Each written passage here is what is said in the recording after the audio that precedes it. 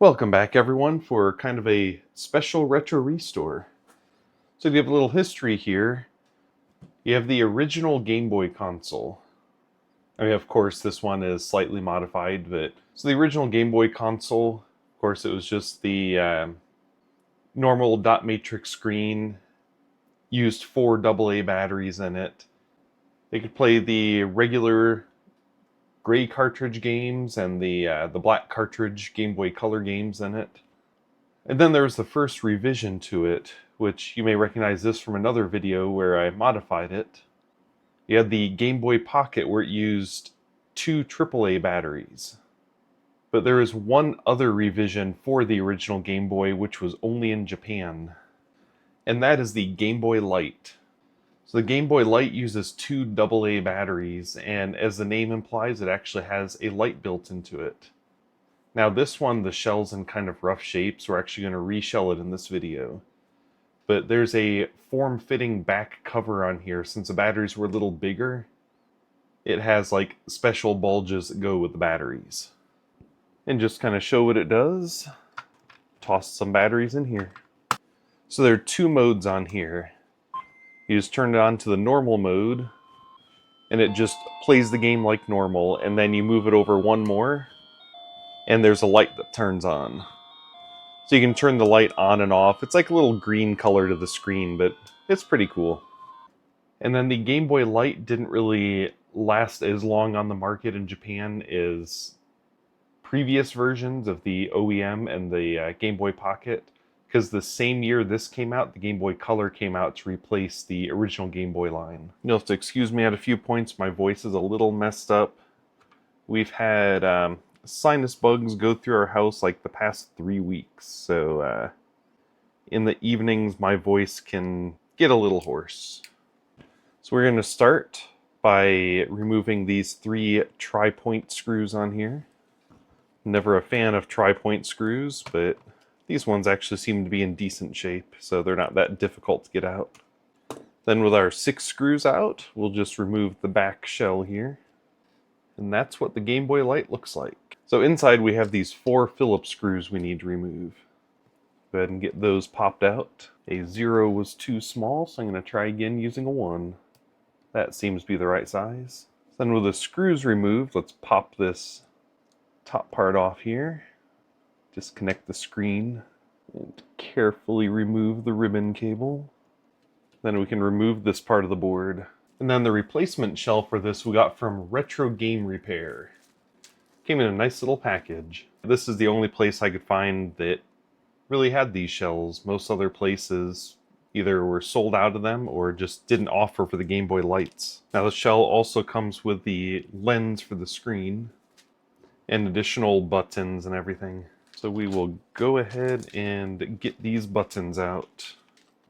Okay, there's the directional pad. Then A and B, the rubber for start and select. Got little silicones on here. And then transfer the screen over. Now you'll want to use a tool for prying that isn't going to damage the screen to get it lifted up.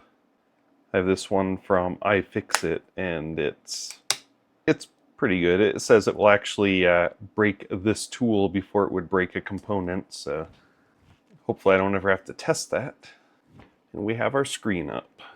So we will just set it back down in there. Now there's not any kind of strip to hold the display down in place, so let's just hope that stays. But there's also this little piece right here. A little squishy piece. So we'll get that out of there. And there we go. We got it placed back in here. So then we will construct the rest of this back piece. We have our little pack of screws.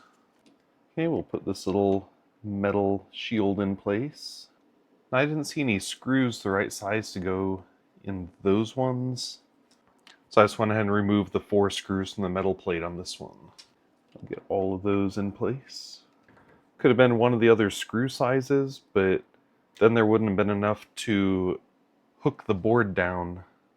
So if I used 4 on there, there would have been 3 left. It takes 4 to hook the board down. Okay, so that part's good. flip this over and remove the battery part. See how it has the extra bulges on there? And then on this side, we want to put in our battery terminal. Just kind of slide that in there and push that down. Okay, so we have that part of the shell set up. Now to get the power toggle in place. Okay, ended up having to go with the original power toggle. The little plastic part that sticks out down here seems to stick out just a bit too far. So it wasn't quite going in there correctly. You know how it is on this channel. Anytime I have a board apart, grab some Q-tips and isopropyl alcohol and go to town cleaning it. Give me just a moment. Especially getting these spots here where the buttons go. The outer plastic of the speaker had some stuff on it. And then get the start and select buttons. That's looking pretty good now. Now we'll take this, flip it over, and put this in place. Make sure to line the toggle up to where that is, which should be the off position. I'm guessing with this replacement shell we use the small screws for the board. Yeah, those seem to work. So we'll get the 4 screws in place here. I'm going to get down here at the bottom, cleaned up a little bit. Okay, then we will get the ribbon put back in place. Push these little pin things down. Then get our back shell put on. These will be the long screws.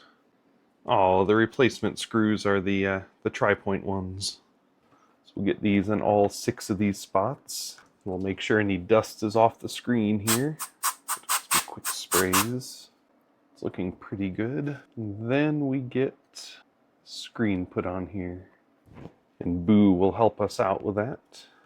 What goes better with Halloween than Boo? Now we have the part that I am not good at. Let's see if I can get these stickers in place. I'll always be the first to admit that I am not good at putting stickers on. Okay, I think it's time to get some batteries in here and try it out. Lock and Chase is always a good one to test it with. It's so cool, it's Pikachu's cheek is lit up there. If I turn this light off here, and then we'll turn the light on here. There we go, that looks pretty nice. As far as the shell, it's pretty good quality. The screws aren't exactly right that come with it for getting everything put together, but I mean, if we're changing a shell out, then we should at least have some screws. Then didn't have anything sticky to put on the display to get it to hook to the screen area, but that doesn't seem to be causing any issues on there. And then it didn't have like the little rubbery part that the bottom tentacle of the display hooked onto. They have different types of shells that they offer through Retro Game Repair Shop, one of the few places that actually offers anything for the Game Boy Light. Now if you enjoyed this, then please leave a thumbs up. If you haven't yet and you like watching cool technology like this, or even just retro things getting fixed, or any sorts of other retro things, then please subscribe. I want to thank you for watching. Have a nice day.